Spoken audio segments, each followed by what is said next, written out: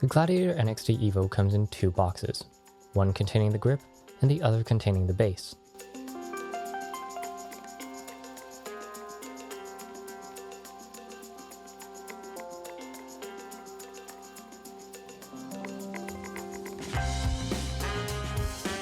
The grip box includes a grip, obviously, as well as the cable sleeve, tools, and spare parts for the grip.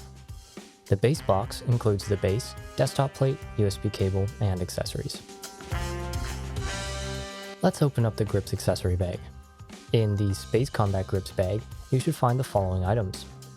Note that you'll only find the rapid fire cover, C1 button, and A1 hat module in the bag if you have the Premium Edition SUG. Let's take a look at that palm rest. This one is a higher palm rest, perfect for smaller hands when swapped in. For larger hands, the palm rest can be completely removed if the grip feels a little too snug in hand. Let's move on to the base's accessory bag.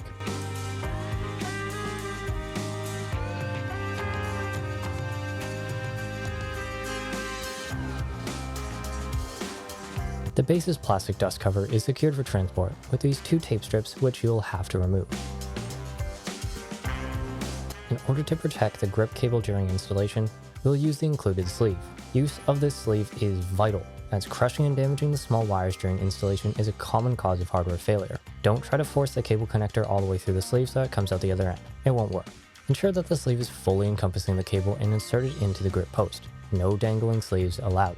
Now, tilt or pick up the base so that the sleeve is not obstructed on the way in, and then carefully insert the sleeve into the base's receiving opening. If significant resistance is found, stop and inspect from the top and bottom for a potential obstruction or misalignment. Use firm but reasonable force to press the grip against the base. You can check if the grip is fully seated by looking at the opening from inside the base. After the grip is properly mounted, you can remove the sleeve. Locate the bag labeled Grip Mounting Only. These 3 screws are self-tapping and will hold in place by digging into the plastic. If your grip screws are no longer holding because of over-tightening or cross-threading, do not fret, as the unlabeled bag of similar, longer screws can be used if that occurs. Let's use the default screws. The included small hex driver is perfect for this task, as it only allows for so much force to be applied. You only want these screws to be finger tight, but you may have to push through some tough spots to get them fully seated the first time.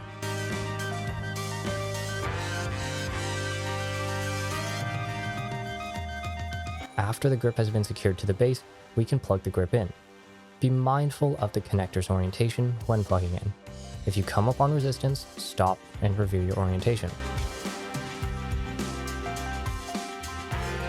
To keep it safe and away from moving parts, tuck the cable into its designated channel. To know how much slack to leave on the cable, gently move the grip to each of the corners of the range and check that the line is never taut.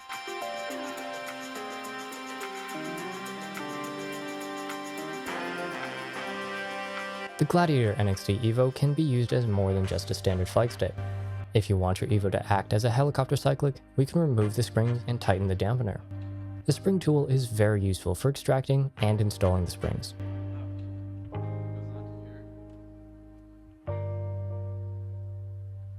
The thing is though, without springs or dampening applied, the grip flops all over the place. To resolve that, we'll want to tighten the dampeners. First, we'll tighten the roll axis dampener, which only has 1 screw.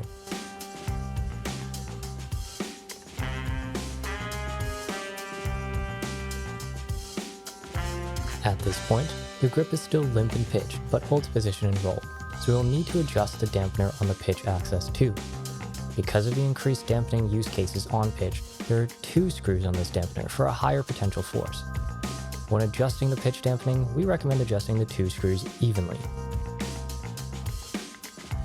Now, the joystick holds position without reverting to the center or falling towards the edge. The joystick can also be used as a classic throttle by blocking the roll axis completely. In order to do that, install the X-axis locking plate. All of the necessary hardware for this operation will be found in the metal plate only Ziploc. As you can see, the plate will be installed over these holes, between the dampener screws. You may need to roll the stick slightly to get the holes aligned.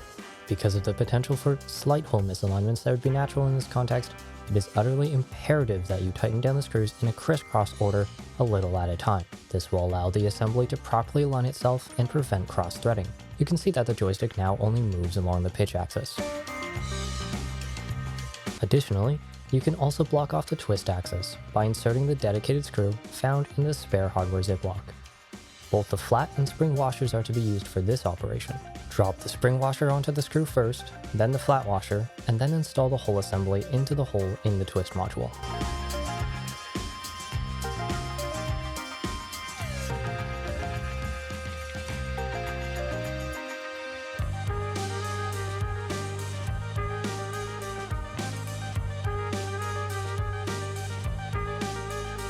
Anyways, let's revert back to the classic joystick configuration now. Remove the twist lock, uninstall the X-axis locking plate, and release the dampeners all the way.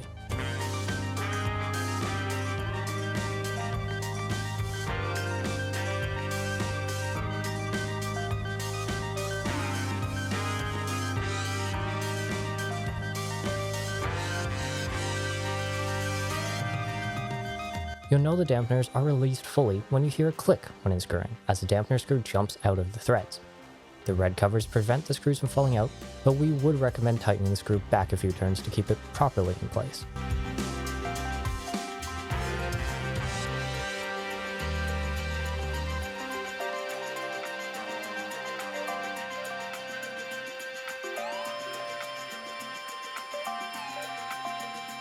To reinstall the springs, we'll pull the axis pincers together, hook one end of the spring onto one pincer, and then use the spring tool to stretch the spring over to the other pincer. You may find the second pincer trying to escape you, at which point you'll want to just try to squeeze them back together again to close the gap.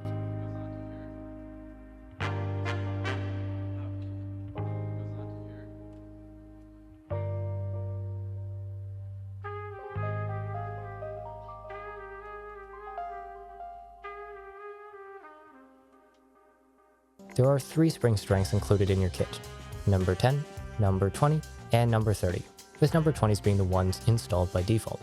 Number 10 is the softest, and number 30 is the heaviest. The numbers do not correspond with any particular unit of measurement. On the side of the base facing away from you, you can find a little porthole used as a wire channel.